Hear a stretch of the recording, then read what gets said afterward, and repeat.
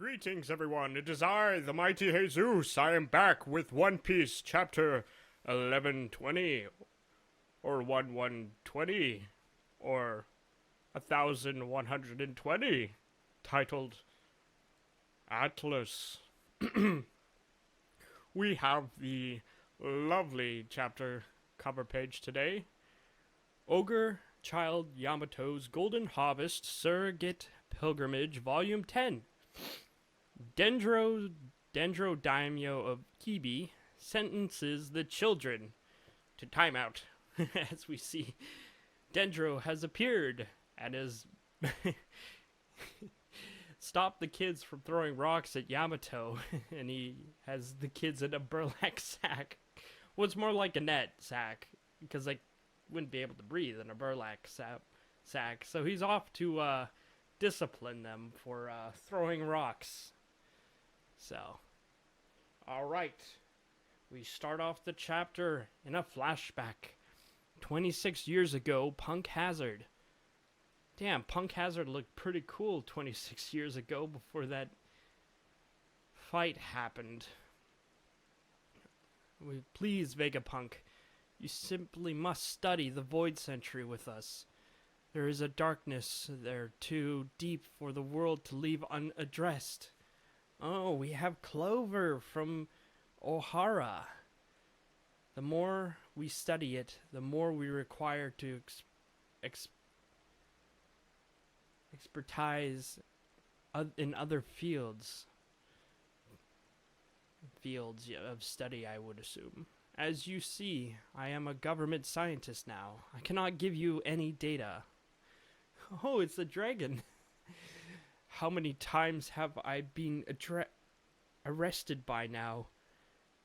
How many times have you been arrested by now? You know exactly where to find... They know exactly where to find you. Yeah, so Clover has been arrested. Surely you know why they continue to allow you to live. It's because they are biding their time until they can round up and wipe all of your friends. Wipe out all your friends, damn. They're biding their time, so they are all conglomerated in one area, which they ended up doing in Ohara. Oh no.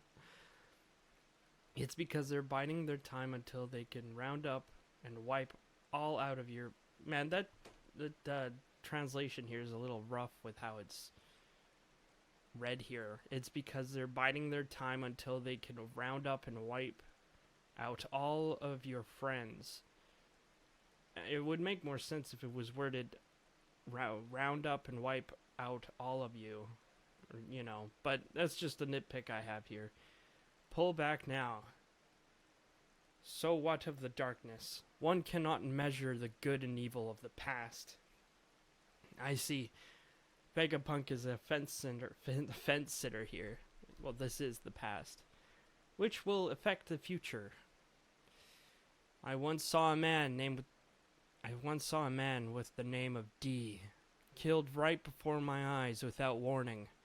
A man I was born and raised with, my older brother. Oh, no way. My true name is D. Clover. So Cloud D. Clover. And I only survived because I lied. He lied that he was a friend of his brother. And so he survived. He's a friend. How is it right that a person can die simply for declaring the name they were given at birth? There is a secret history whose traces are continually erased. Vegapunk doesn't want to hear any more of this. And this is during the time before his brain was cut. His brain is just as big, though. What a goofy-looking guy. I will not help you with this, and I will forget what you just said. The most I can do is tell you to be careful. Poor Clover. Be careful. Vegapunk, I will solve this mystery someday. The voices of the past will be heard. 22 years ago. Oh, this is right at the time Ohara Oh, hey, we get to see Caesar Clown here working with Vegapunk. Did you hear about O'Hara in the West Blue? They are going to place a buster call on it. Ooh, I wish I could see the slaughter unfold. It's Clover, the archaeologist. They finally caught him by the toe now. You know, his weird laugh. Now, no one will dare to study the Void Century again. It's the perfect example to scare them off. And then Vegapunk is obviously reminiscing about it. Please, Vegapunk. And then we got the wanted poster of child Nico Robin. They say a single child escaped alive. And then we cut back to when he threw flowers at O'Hara. Surely you had time to escape, Clover. Did all of you die just to preserve this vast store of texts for the future? It's preposterous. What lunatic would dare risk certain death to continue your research? And obviously it was their act of throwing all the books into the water that spelled their doom. But to preserve history. So we cut back to the present with Vegapunk's message continuing on. Someone once said, the voices of the past will be heard. History is told by the winners, and the voices of the losers at the bottom of the sea are so very faint, but the truth was gleaned at the cost of so much sacrifice. As we see in these panels, we see Zeph and someone who's whipping some people, as well as we see Nico Robin resting in the sunny, and her face is obvious. She's covering her face, but obviously I would assume she's crying with how gloomy her face is, because Vegapunk is obviously talking about O'Hara and their sacrifice, which is a sad thing. And we cut back to the battle on the sunny, trying to get away from Egghead. Zoro is on the deck. Hey, what are you doing? Shoot us off. And we still have Vegapunk's message. His message was at the cost of so much sacrifice, has at last been told to the world just now. Yeah, because of his message. And obviously, as Zoro says, shoot us off with, the coup de burst. And Lilith is there. No, you're not going yet. The horse Gramps is going to attack us again. And that's exactly why we can't leave. I understand that your ship can accelerate to fly a distance of a kilometer, but if you manage to reduce the run-up speed at all... Oh, he's charging for an attack, Mr. Ethan Barron. Your horizontal projection distance drops. It's a northward wind that will reduce your lift. According to my calculations, the ship will crash on hard ground without reaching the water, as long as you don't get rid of the old geezer. And before she continues, she's cut off by a figure approaching. Huh? And it's Atlas. Atlas knocks Lilith to the ground, knocking her out cold. Damn. Atlas, why did you do that to Lilith? And she's just standing there grimacing as she holds Lilith a bit. And there's a click sound. Take care of Lilith. Fly. I'll remove the obstacle. Oh no, Atlas. What do you mean? And we cut till York. Lilith's axis just shorted out. Only Atlas is left. Take Lilith inside, Zoro. All right. Wait, Atlas, explain. As she rockets towards Ethan Barron. Oh no, Atlas. We see Jinbei. Let's get going. What? Are you sure, Jinbei? We'll regret it if we're too slow to act. Hit it, Brooke. As you wish. And he pulls the switch. Coup day! As we see Atlas charge towards Ethan Barron. Ethan Barron slices off her arm as we see sparks fly. And she's still using all her rocket powers, I guess, because she is a robot. Technically, I would assume, based off of Vegapunk science.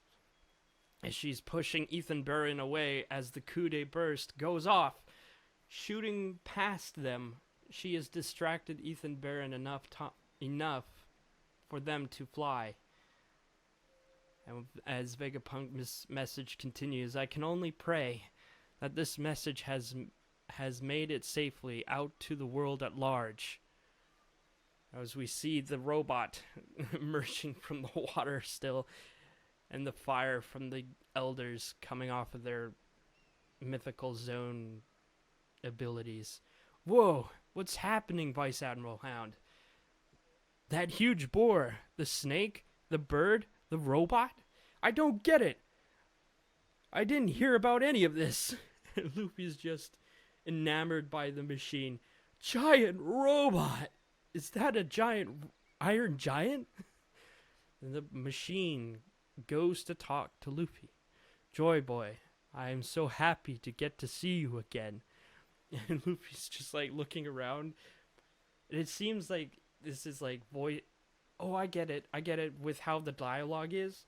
It's like the way of, I forget what it's called, but it's the same dialogue that he can hear from Zunisha. I forget it. The Will of All Things, I think it's called, if I remember correctly. So he's using the Will of All Things to talk to Luffy. I'm so happy to see you again. And Luffy looks around. And the machine's like, I'm talking to you.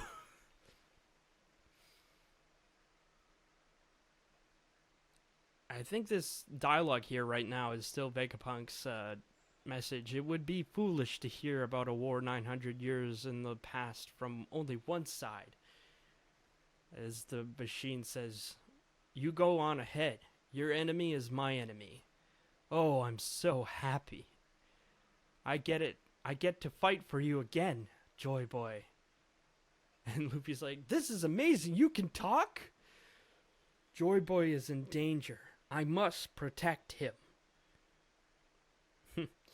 As the elders we see Topham Hatt as well as the Sandworm. I forget the elder's name for that. It seems we cannot end Vegapunk's speech unless we shatter this thing to pieces.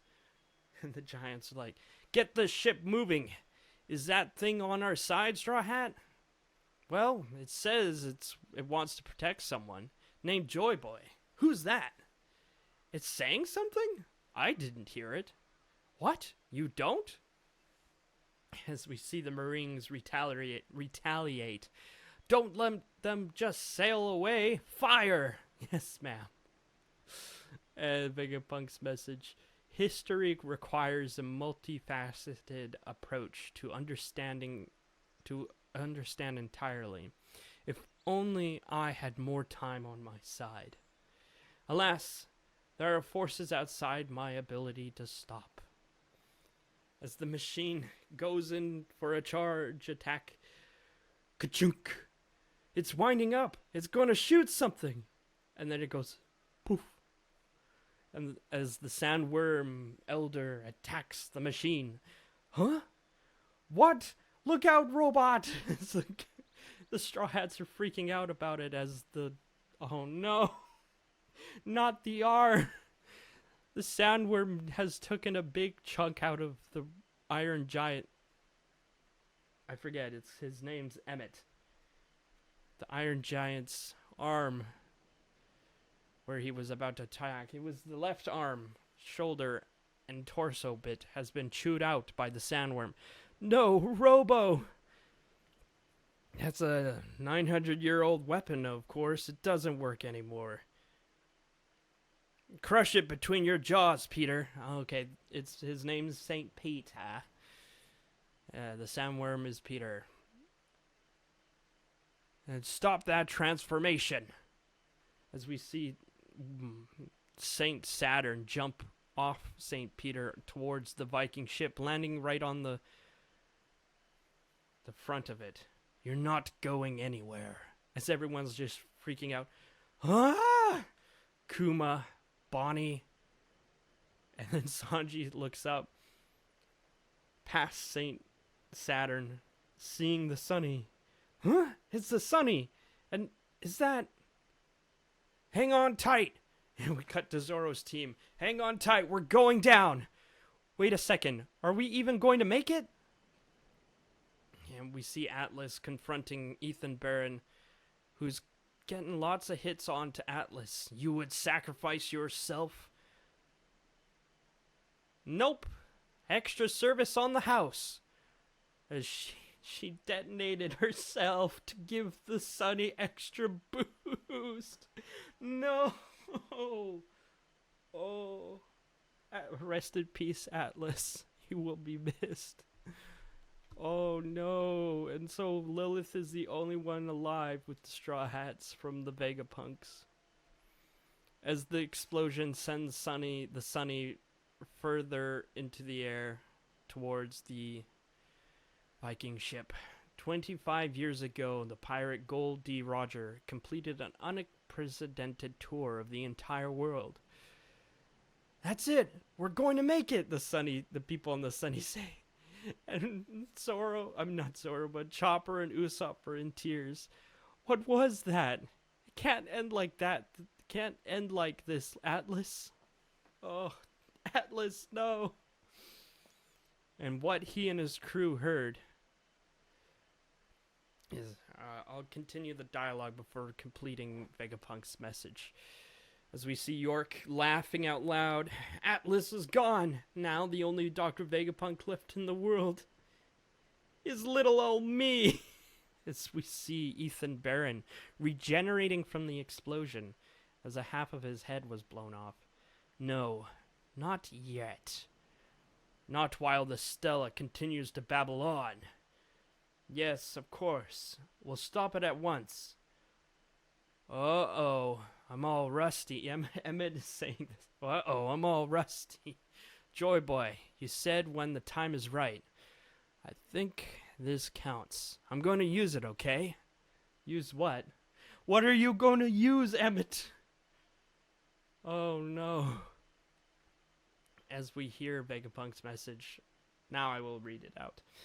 25 years ago, the pirate Gold D. Roger completed an unprecedented tour of the entire world, and what he and his crew heard were likely the purest voices of the past.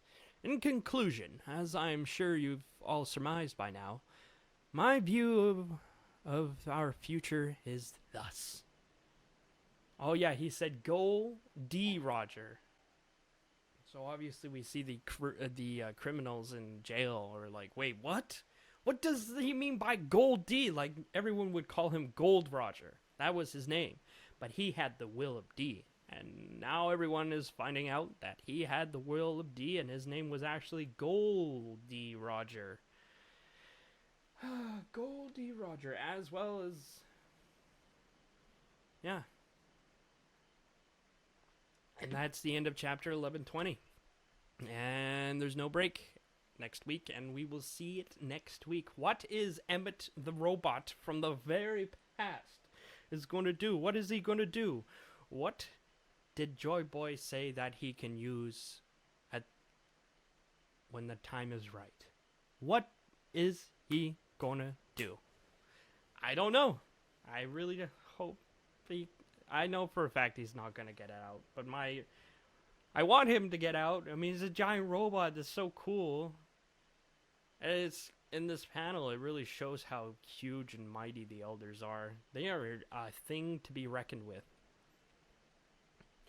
Also, whatever happened to Saint Saturn's on the other side of the ship here. I can see it now. There's his two horns here in this panel. I thought he was like knocked off, and I was like, wait, what happened? So what is the Straw Hat team gonna do when they land? And rest in peace, Atlas. Your sacrifice was not in vain. It is just like Pedro all over again. Explosions of life. Alright, this is Haysoos signing off. See you next time. Goodbye.